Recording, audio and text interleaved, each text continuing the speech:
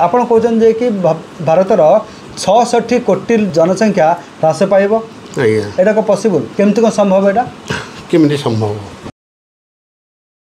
Mean Shani जोग हेले अन्य मसीह जी नईला आपणकर कली जुगर शेष मीन शनिटा हूँ 2025 रु 27। अच्छा कलिजुगर शेष मीन शनि आउ कलिजुगर मीन शनि पड़ोनी कलिजुग आपणकर 2027 मसीह शेष होमि सार अच्युतानंद ब्रह्म संहिता कहला 510 वर्ष कलिर तुटीब आयुष 5010 वर्ष जितेबले देवाब्ध भोग हम से कलिजुगर आयुष सरीज किंतु कलिताब्ध बा कलिजुगाब्ध बर्तमान 5126 वर्ष है कलिजुगाब्ध जदि 5126 वर्ष है देवतांकर अब्ध बर्तमान 5008 वर्ष है आपणकर देवतांकर अब्ध 5017 मसीह आरंभ इरा 2025 मसीहा है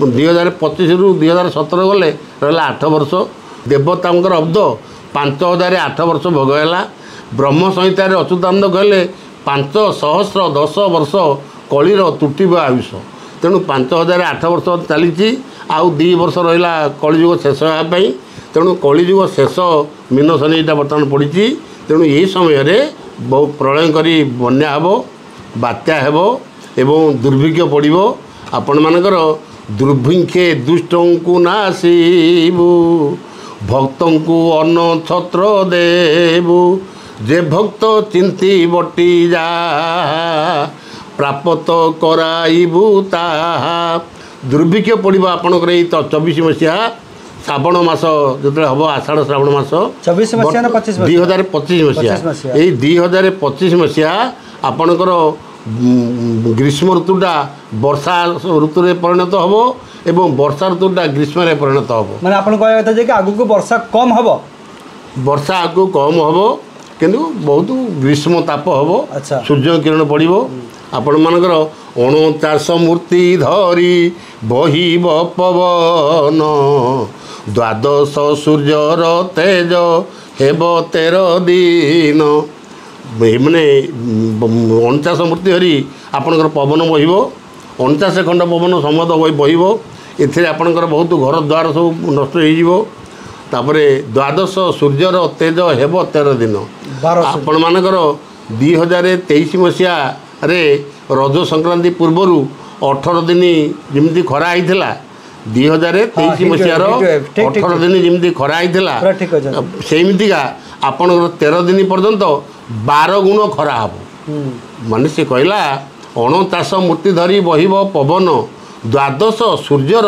तेज हेब 13 दिन 13 दिन पर्यंत 12टा सूर्यर किरण पड़ो माने गोटे सूर्यर किरण आम संभाली पार बर्तमान जिते पुणी 12टा सूर्यर किरण पड़ो से केमी झंझा पवन बहिब केमी दिहमुंड लंगर पड़ज लोक गोटे घर भी बाहरी पारे 12टा सूर्य किरण पड़ो आपणकर विश्वास केमी आप करेंगे एक कथा केतु सत हम 2000 आपणकर 23 मसीहा पूर्वर मुझे पुरी में गोटे प्रवचन भी कही मणा घाटे गोटे प्रवचन होता से भी कही आपणकर दिए अनुकूल चौवन रजस्पलामही नदी धार सुखी जीव धूम खरा होई 18 दिवस खरा ताती जे बहिब यही अनुकूल ठारू सृष्टि क्षय ध्रुव अनुकूल 54 रजस्पलामही दिव्येश्वर देवकर राजत्व जो 54 वर्ष हो दिव्येश्वर देव 1970 मसीह रजा हेले से 54 मिसाइले 2023 मसीहा है आज्ञा 1970 मसीह आप 54 मिसाइले आप 2023 मसीहा है तेणु अनुकूल 54 रजस्पलामही 2023 मसीहार रज संक्रांति बर्तमान आज हूँ रज संक्रांति यही रज संक्रांति पूर्वर 23 मसीह एमती 18 दिन खरा होता है आपण मैंने जानते दिल्ली सहर में केमती अवस्था लोक मानकर आपणकर पुरी कटक भुवनेश्वर आदि एरिया खरा होता आप चिंता करेंगे सी पुणी 600 वर्ष लोकिता ना दिव्यचंद्र 54 वर्ष राजत्व जो हम बा 2023 मसीहा हम रज संक्रांति पूर्वर एमती 18 दिन खरा हम ସେମିତି ମୁଁ କହୁଛି 2025 ମସିହା ଯେତେବେଳେ ମାର୍ଚ୍ଚ 29 ତାରିଖ ସରିଯିବ, କିଛି ଦିନ ମୀନ ରାଶିରେ ଶନି ପଡ଼ିଲା ପରେ ଆପଣଙ୍କର 12ଟା ସୂର୍ଯ୍ୟର କିରଣ ପଡ଼ିବ, ଚାରିଟା ବି ଶୁଖିଯିବ। ଏହି 24 ଅଙ୍କ ଶେଷ 25 ଅଙ୍କର ଉଦ୍ଦେଶ୍ୟ 84 କାଠି ଗଙ୍ଗା ଜଳ ଗୁପତେ ପଶିବେ ପାତାଳ। ଆପଣଙ୍କର ଜଳ ନ ପାଇ ଜନ ଲୋକେ କାତରେ ମରିବେ ଆତଙ୍କେ, ମାନେ ଲୋକଙ୍କୁ ପାଣି ମିଳିବନି। ଏଇ 2025 ଏବଂ 26 ମସିହା ଆପଣଙ୍କର ଦେଖିବେ ଆଷାଢ଼ ଶ୍ରାବଣ ମାସରେ ଲୋକଙ୍କୁ ପାଣି ଖାଇବାକୁ ମିଳିବନି। ତେଣୁ ଜଣ ଏଇଟା ଆପଣ କହୁଛନ୍ତି ଯାହା ମାଳିକା ଲେଖା ହେଇଛି ମାନେ ଏଇଟା ଯାହା ଘଟିବ, ନିଶ୍ଚୟ ହେବ। ପରେ ଆଗରେ ଆପଣ ଦେଖନ୍ତୁ, ଯେମିତି କୋରୋନା କଥା ମାଳିକା କହିଥିଲା, କୋରୋନା ଆପଣଙ୍କର ଯେମିତି ଆସିଲା, ଯେମିତି ଆପଣଙ୍କର ବାତ୍ୟା ହେବା କଥା ବାତ୍ୟା ସବୁ ଯେମିତି ହେଇଛି, ତାର ତ ଗୋଟେ କିଛି ଭୁଲ ହେଇନି। କିନ୍ତୁ କେତେକ ସମୟରେ ଆମର ଦର୍ଶକ ବନ୍ଧୁମାନେ କହିବା କଥା ଯେ କି କେତେକ ସମୟରେ ମାଳିକାରେ ଯାହା ଲେଖା ରହୁଛି ସେହି ଅନୁସାରେ କାଳେ ଘଟଣା କିଛି ଘଟୁନି।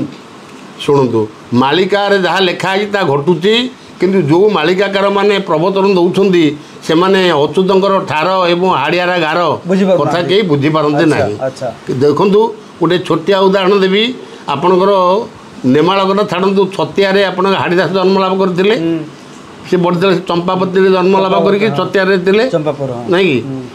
ତେଣୁ ସିଏ ଲେଖିଛନ୍ତି, ଯେତେବେଳେ ଆପଣମାନଙ୍କର ଦେଖିବେ 2025 ମସିହା ଆସିଯିବ, 25 ରୁ 27 ମସିହା ଭିତରେ ଫୁଟିବ ନାହିଁ କମଳ ଫାଟିଯିବ ମାଟି, 68ରେ ପାଇବୁ ଏହି ପ୍ରମାଣଟି। ଦିବ୍ୟସିଂହଦେବଙ୍କର ଯେତେବେଳେ 68 ଅଙ୍କ ଚାଲିବ, ବର୍ତ୍ତମାନ ଦିବ୍ୟସିଂହଦେବଙ୍କର 68 ଅଙ୍କ ଗଲା ଭାଦ୍ରବଠୁ ଚାଲିଛି, ଏ 68 ଅଙ୍କ ଗଲା ଭାଦ୍ରବ ବା 2024 ମସିହା ଭାଦ୍ରବରୁ 68 ଅଙ୍କ ଚାଲିଲାଣି। ସେ କେମିତି ଲେଖିଲା ଯେ ଫୁଟିବ ନାହିଁ କମଳ ଫାଟିଯିବ ମାଟି, 68ରୁ ପାଇବୁ ଏହି ପ୍ରମାଣଟି। 68 ମସିହାରେ ଆପଣମାନଙ୍କର 68 ଅଙ୍କ ଦିବ୍ୟସିଂହଦେବଙ୍କର ଯେତେବେଳେ ହେବ, 2025 ଏବଂ 2024 ମସିହା ଲାଷ୍ଟରୁ ବା ଭାଦ୍ରବ ଠାରୁ 2025 ମସିହା ଭାଦ୍ରବ ଭିତରେ ଆପଣଙ୍କର କ'ଣ ହେବ, ଏମିତି ମାନେ ଦୁର୍ଭିକ୍ଷ ଆସିବ, ସୂର୍ଯ୍ୟଙ୍କର ତାପ ଏତେ ବଢ଼ିଯିବ ଯେ ଆପଣମାନେ ନଈ ଗଡ଼ିଆ ପୋଖରୀ ସବୁ ଜୀବ ସୁଖୀ, ଭୂତଳ ପାଣି ଉପରେ ସମସ୍ତଙ୍କ ଆଖି। ଗୁପ୍ତଖେଦା ମାଳିକାରେ ଅଚ୍ୟୁତାନନ୍ଦ ପ୍ରମାଣ କଲେ ଯେ ନଈ ଗଡ଼ିଆ ପୋଖରୀ ସବୁ ଶୁଖିଯିବ, ଧାରାସି ରାବଣ ମାସେ ଫାଟିଯିବ ଧରା। 2025 ମସିହା ଶ୍ରାବଣ ମାସରେ ଯେଉଁଠି ବର୍ଷା ଧାରାରେ ଲୋକମାନେ ଅଥୟ ହେଉଥିଲେ, ମାନେ ଜଳ ପ୍ରଳୟ ହେଉଥିଲା, କିନ୍ତୁ ସେଇ ଶ୍ରାବଣ ମାସରେ ଆପଣଙ୍କର ପୃଥିବୀ ଫାଟିଯିବ, ଏମିତି ଖରା ହେବ, ଧାରା ଶ୍ରାବଣ ମାସେ ଫାଟିଯିବ ଧରା ମଧ୍ୟ ଫାଟିଯିବ। ଆପଣଙ୍କର ଦେଖିବାକୁ ଗଲେ ତ ଆଗକୁ ବର୍ଷା ଦିନ ଆସୁଛି, ତ ସେ ସମୟରେ କ'ଣ ଏଇଟା ଘଟିବ? ବର୍ଷା ସମୟରେ ଆପଣଙ୍କର ଗ୍ରୀଷ୍ମ ଅନୁଭୂତି ହେବ। ଆପଣ ଜାଣୁଥିବେ ଋତୁ ପରିବର୍ତ୍ତନ ହୋଇଯିବ, ବଦଳିବ ଋତୁ। କିନ୍ତୁ ଆପଣ ଦେଖନ୍ତୁ, ବୈଶାଖ ଜ୍ୟେଷ୍ଠ ହେଉଛି ଗ୍ରୀଷ୍ମ ଋତୁ, ଗ୍ରୀଷ୍ମେ ବୈଶାଖ ଜ୍ୟେଷ୍ଠ ମାସ ପ୍ରଚଣ୍ଡ ରୌଦ୍ର ପରକାଶ, ବର୍ଷାରେ ଆଷାଢ଼ ଶ୍ରାବଣ ମେଘ ବରସେ ଘନ ଘନ। ବୈଶାଖ ଜ୍ୟେଷ୍ଠ ମାସ ହେଉଛି ଗ୍ରୀଷ୍ମ ଋତୁ। ଏ ବର୍ଷ ବୈଶାଖ ଜ୍ୟେଷ୍ଠ ମାସରେ କେତେ ବର୍ଷା ହେଇଛି ଆପଣମାନେ ଜାଣୁଥିବେ, କୋରାପୁଟ ନବରଙ୍ଗପୁର ବରଗଡ଼ଠୁ ଆରମ୍ଭ କରି କେତେ ବଡ଼ ବର୍ଷା ହେଇଛି ଗ୍ରୀଷ୍ମ ଋତୁରେ। ମାନେ ବୈଶାଖ ଜ୍ୟେଷ୍ଠ ମାସ ହେଉଛି ଗ୍ରୀଷ୍ମ ଋତୁ, ଏତେ ବର୍ଷା ହେଇଛି। କିନ୍ତୁ ଆଷାଢ଼ ମାସ ଆପଣଙ୍କର ଗଲାକାଲିଠୁ ଆରମ୍ଭ ହେଇଛି। ଏଠି ଟିକେ ବର୍ଷା ବର୍ତ୍ତମାନ ଚାଲିଛି, ସପ୍ତାହ ଭିତରେ ଏ ବର୍ଷା ପୁଣି ଆପଣଙ୍କର ବନ୍ଦ ହେଇଯିବ, ସପ୍ତାହ 2 ସପ୍ତାହ ମଧ୍ୟରେ ବର୍ଷା ବନ୍ଦ ହେଇଯିବ, ତାପରେ ଖରା ହେବ। ନା ସେ ତ ମୁଁ କହୁଛି, ଆପଣ ଯେଉଁ ସମୟରେ କହୁଛନ୍ତି ଏ ସମୟରେ ଆମେ ଦେଖୁଛୁ ବର୍ତ୍ତମାନ ଢୁ ବର୍ଷା ବାଡ଼ଉଛି, କିନ୍ତୁ ଆପଣ କହିବା କଥା ଯେ କି ମାଳିକା ଯାହା ପ୍ରମାଣ ହେଉଛି ଆଗକୁ ବର୍ଷା ହେବନି, ଫାଟିକି ଆଁ କରିବ, ପୃଥିବୀ ଫାଟିଯିବ, ଫୁଟିଯିବ। ଆଚ୍ଛା, ତାପରେ ଆପଣଙ୍କର ତୃତୀୟ ବିଶ୍ୱଯୁଦ୍ଧ ଆରମ୍ଭ ହେବ 26 ମସିହାରେ ଆପଣଙ୍କର ତୃତୀୟ ବିଶ୍ୱଯୁଦ୍ଧ ଆରମ୍ଭ। ତୃତୀୟ ବିଶ୍ୱଯୁଦ୍ଧ ଯେଉଁ ଆରମ୍ଭ ହେବା କଥା କହୁଛନ୍ତି, ତେବେ ଏଇଟା କ'ଣ ମାନେ ଭାରତ ପାକିସ୍ତାନ ବି ଏଥିରେ ସାମିଲ ହେବେ? ଭାରତ ପାକିସ୍ତାନ ଯୋଗୁଁ ହିଁ ତୃତୀୟ ବିଶ୍ୱଯୁଦ୍ଧ ହେବ। ଭାରତ ପାକିସ୍ତାନ ଯୋଗୁଁ ହିଁ ଆପଣଙ୍କର ମାଳିକା ଲେଖିଲା, ଯେତେବେଳେ 2020 ମସିହା ଆସିଯିବ, 2020 ମସିହା ଠାରୁ ଦେଶ ଦେଶ ମଧ୍ୟରେ ମହା ଗୋଳ ଉପୁଜିବ, ନାମକୁ ମାତର ଯୁଦ୍ଧ ପ୍ରସଙ୍ଗ ହୋଇବ। ଆପଣଙ୍କର ଯେମିତି ଇସ୍ରାଏଲ ଗାଜା, ଯେମିତି ଇରାନ ଏବଂ ଇସ୍ରାଏଲ ଲାଗି, ରଷିଆ ୟୁକ୍ରେନ, ହଁ, ଯେମିତି ବର୍ତ୍ତମାନ ଯୁଦ୍ଧ ସବୁ ଚାଲିଛି ଯେମିତି ବହୁ ଦେଶ ମଧ୍ୟରେ ବହୁତ ଗୋଳ ଉପୁଜିବ ଶେଷକୁ ତୃତୀୟ ବିଶ୍ୱଯୁଦ୍ଧ ଏହି ଭାରତ ସଙ୍ଗେ ପାକିସ୍ତାନଟି ରଙ୍ଗେ କାଶ୍ମୀର ପାଇଁ କରିବ ସମର ଗୋର। ଆପଣଙ୍କର ଯେତେବେଳେ 5000 ଦେବଙ୍କ ତୁଟିଗଲା ପରେ 2017 ମସିହା ଯେତେବେଳେ ଗତ ହେଇଯିବ 3 ବର୍ଷ 90 ଦିନ ଅନ୍ତରେ ଦୁଷ୍ଟ ମ୍ଲେଚ୍ଛ ବିନାଶିବେ ସତ୍ୱରେ।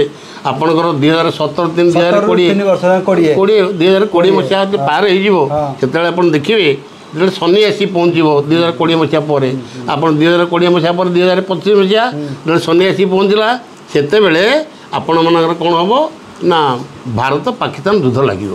ଏହି ଯୁଦ୍ଧରେ ଏହି ଭାରତ ସଙ୍ଗେ ପାକିସ୍ତାନଟି ରଙ୍ଗେ କାଶ୍ମୀର ପାଇଁ କରିବ ସମର ଘର। କାଶ୍ମୀରକୁ ନେବା ପାଇଁ ଭାରତ ଚାହିଁବ ଏବଂ କାଶ୍ମୀର ନେବା ପାଇଁ ପାକିସ୍ତାନ ଚାହିଁବ। ଏ ଯୁଦ୍ଧ ହେବ।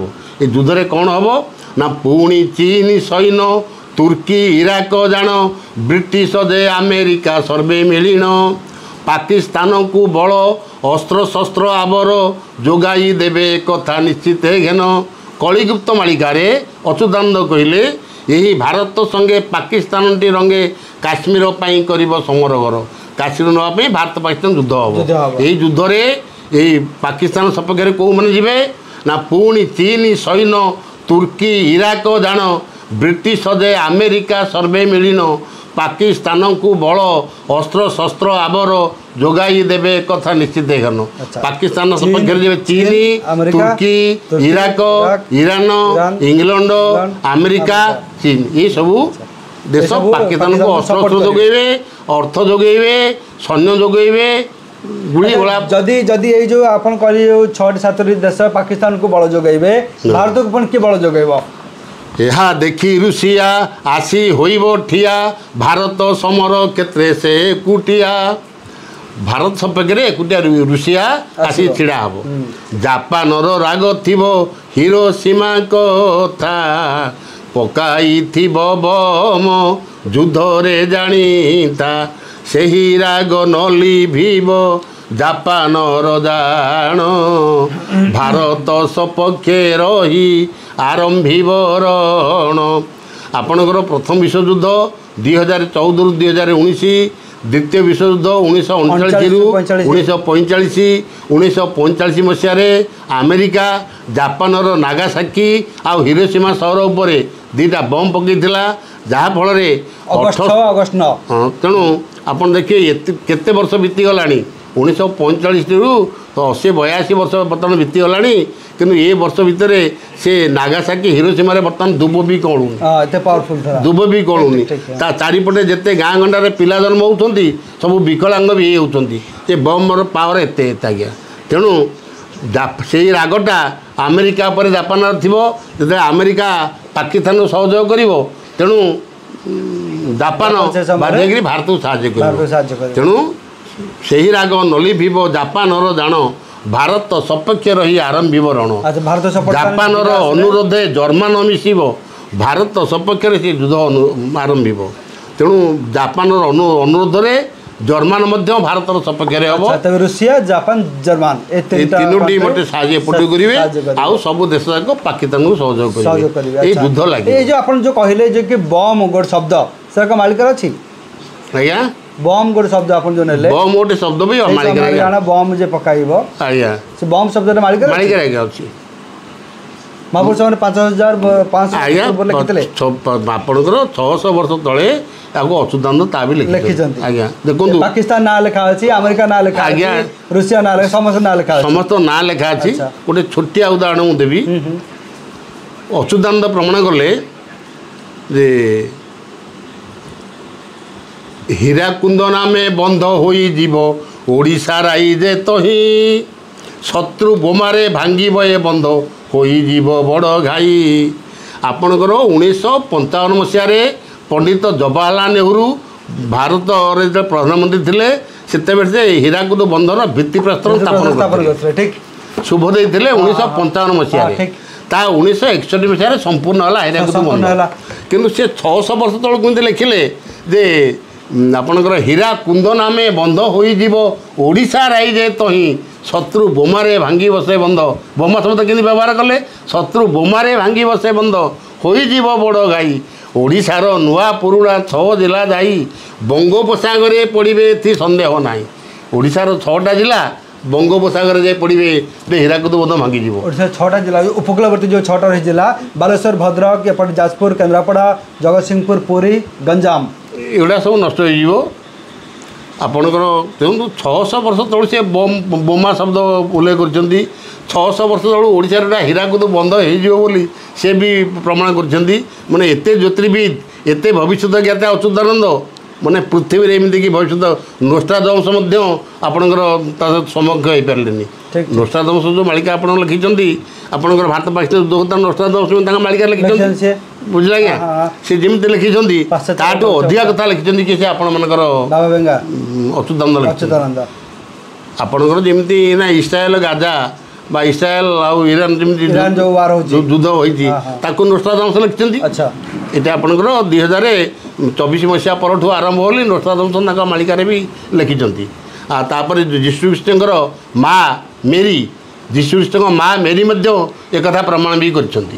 ପ୍ରମାଣ କ'ଣ କରିଛନ୍ତି ଆଜ୍ଞା କ'ଣ କରିଛନ୍ତି ସିଏ ମଧ୍ୟ ଲେଖିଛନ୍ତି ଆପଣଙ୍କର ଏମିତି ଇରାନ ସହିତ ଯୁଦ୍ଧ ହେବ ଆଫ୍ରିକା ସହିତ ଯୁଦ୍ଧ ହେବ ଇସ୍ରାଏଲ ସହିତ ଯୁଦ୍ଧ ହେବ ଏ ଯୁଦ୍ଧ ଘଟଣା ସିଏ ମଧ୍ୟ ଲେଖିଛନ୍ତି ଆଜ୍ଞା।